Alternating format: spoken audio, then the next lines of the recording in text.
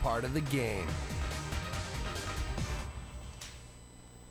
Well, good morning. James Sharman alongside Christian, Jack and Danny Dichio. Boys, how's it going? Good weekend so far, eh? Plenty of goals, plenty of controversies again, James. Some great games. I mean, Arsenal lose to Stoke. This coming off that 4-4 dramatic draw with Spurs midweek when Wenger apparently pulled a Alex Ferguson after the match, went ballistic on his players, lost control entirely, challenged them, be harder, show more steel, defend better, but then lose to Stoke. His message wasn't heard. I mean, I wouldn't call it turmoil just yet, fellas, but there's issues, certainly, at the Emirates. Oh, there's absolutely issues, James, for me. I mean, once again, yesterday in their starting 11, they had one player over the age of 30, and that was Mikel Silvestre, the newest signing. He's clearly not the leader they need him to be. He's new to the team. So once again, they're getting bossed off the field. Very unlucky midweek against Spurs for me. They should have won that game, but yesterday they definitely didn't deserve anything.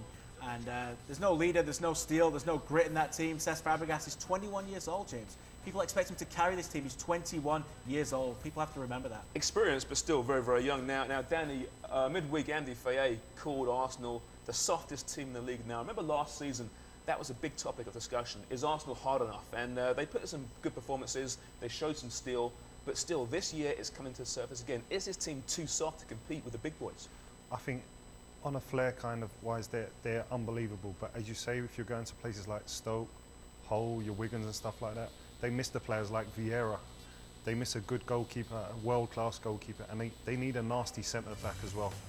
A good guy that leads the team, that can go places like Stoke and carry his team. They need a John Terry. They need a Vidic, who Man United have got. These guys have got big guys that stand up for their team. And I don't see anyone in Arsenal's team that does that. They've got great flair players, but they haven't got no leaders in their team at the moment. But wasn't William Gallas supposed to be that guy? I know he wasn't playing yesterday, but he's the captain. He looked great in his Chelsea days. He's still a very good player, I think it's fair to say, but is he the leader?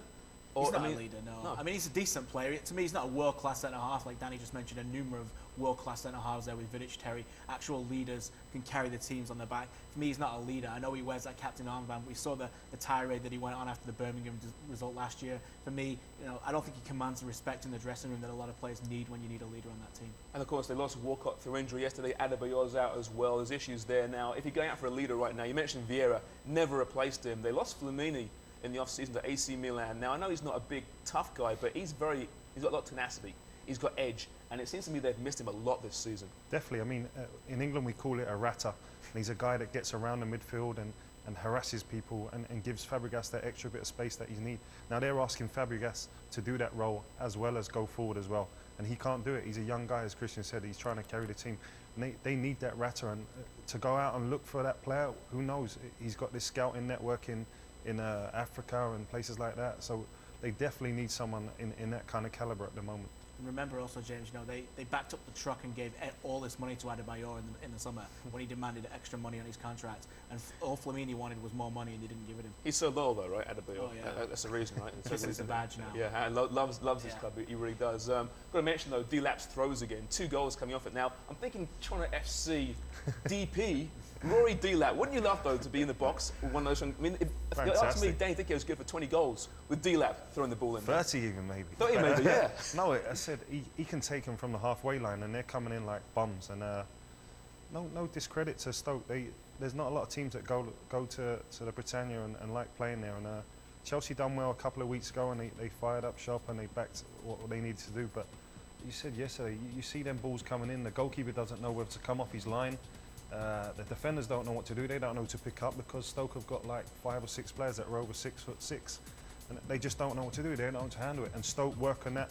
I assure you, they work on that on a Thursday and Friday as part of their set plays, and it's working. They've scored a lot of goals off the throw-ins this year. And credit Tony Pulis very quickly on this too. Rory D-Lap has always had that talent, but he never threw it in long like that before, from a narrow angle with a lot of power. So, he's turned that team around, and 6 of their 12 goals this season have come directly from them. That's amazing. Mo Johnston, Rory D-Lap, DP. Forget Di Rosario, forget any big name European. We want D-Lap as a DP for Danny Dichio's part, okay? All right. Joe Ross hosting the live chat. What's going on, Joe?